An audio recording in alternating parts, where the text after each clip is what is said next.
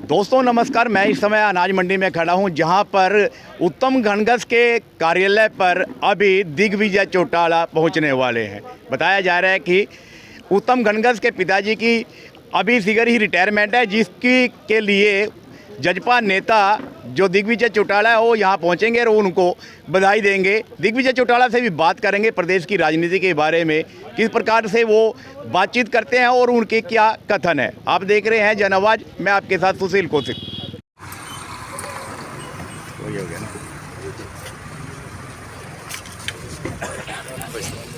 धन्यवाद धन्यवाद।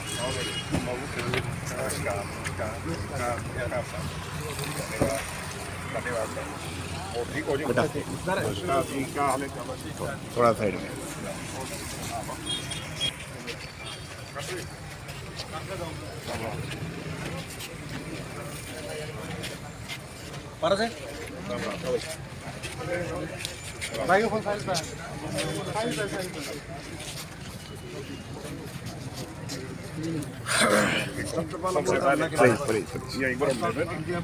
काफी देगा माता चंडीगढ़ का मैं खिलवाऊंगा पहली बार में इतनी मजबूत पार्टी खड़ी है। नमस्कार, ठीक हो?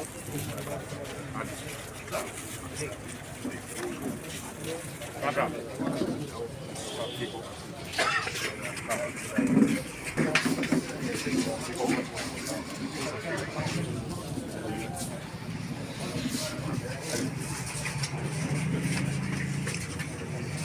इसी पे हाजरी तुम्हारा तो आया भी जाए। ये सुरेश शर्मा अपना ये विक्रमान एयर कह रहे हैं। आपने तो मास्क लगा दिया, खांसी जुकाम सबूत करने हमारे का प्रोग्राम ले बाड़ी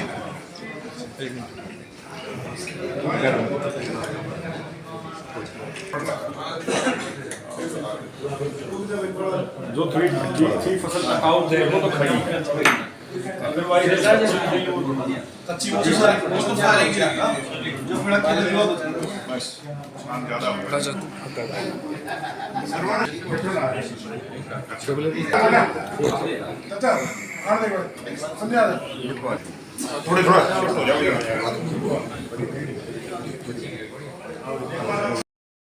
मेरे संघर्ष का साथी है भाई उत्तम, और के पिताजी के रिटायरमेंट का आज दिन है। तो उस अवसर पर, उस खुशी के अवसर पर उन्होंने हरियाणा पुलिस में लंबे अरसे तक अपनी सेवाएं दी, आज उनको बधाई देने, उनको शुभकामनाएं देने पहुंचे हैं। और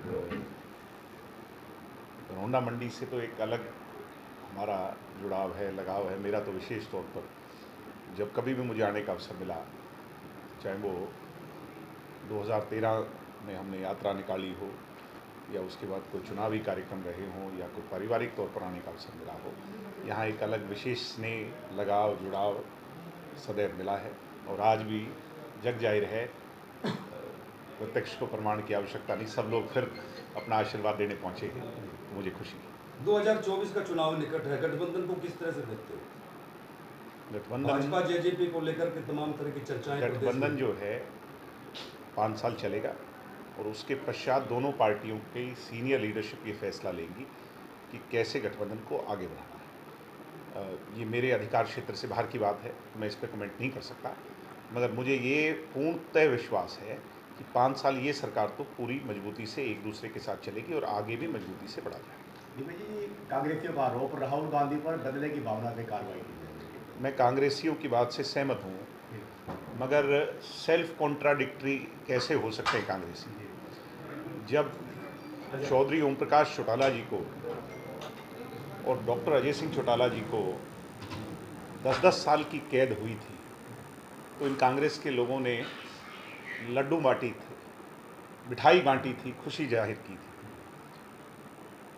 और ये कहा था कि कोर्ट के आदेश को स्वीकार करना चाहिए।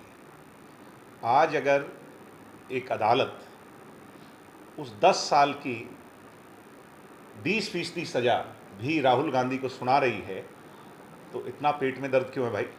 उसको स्वीकार करो। अगर देश की कॉन्स्टिट्यूशन को मानते हो, बाबा साहब अम्बेडकर के विचारों को मानते हो तो अदालतों को भी मानना हमारा कर्तव्य है, हमारा धर्म है, और उनको स्वीकार करो और आगे बढ़ो। जस्टिस तो जनता करती है, वोट के मैंडेट से होता है, तो इतना घबरा क्यों रहे हो, इतना डर क्यों रहे हो? दिग्विजय प्रदेश में बड़े भाई को मुख्यमंत्री देखना चाहते हैं, मुहिम भी लगा मेरे रही है। देखने ना देखने से कोई फर्क नहीं पड़ता।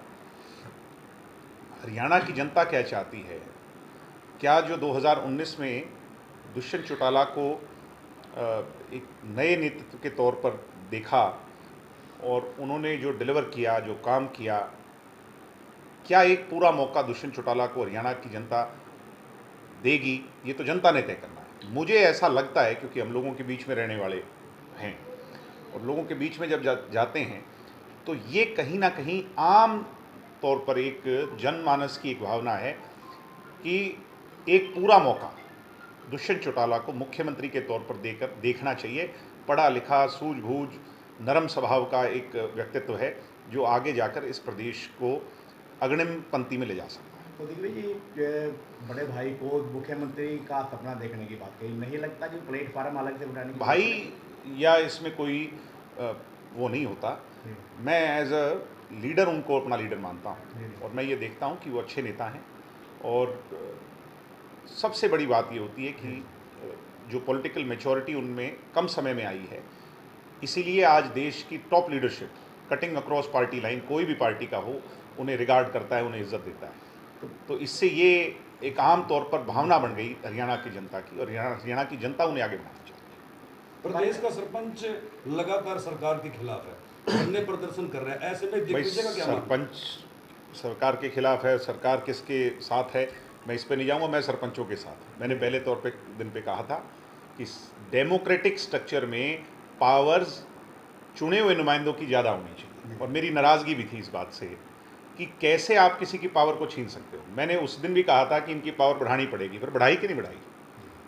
अभी भी मैं इस बात से संतुष्ट नहीं हूँ। जो बढ़ाई है वो कम बढ़ाई है। 20 लाख करी थी तो 20 से तो 40 लाख होनी चाहिए या उससे ज़्यादा करनी चाहिए। डेमोक्रेटिक स्ट्रक्चर में जो अधिकारी है उसे 5 साल बाद जाकर के लोगों के वोट नहीं मांगने।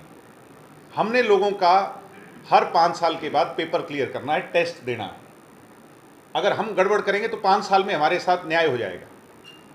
अगर अधिकारी गड़बड़ करेगा तो उसकी रिटायरमेंट तक उससे कोई पूछने वाला नहीं। तो इसलिए ये समझना चाहिए कि अधिकारी अगर ऐसा करवा रहे हैं तो इन पे सख्ताई से कार्रवाई।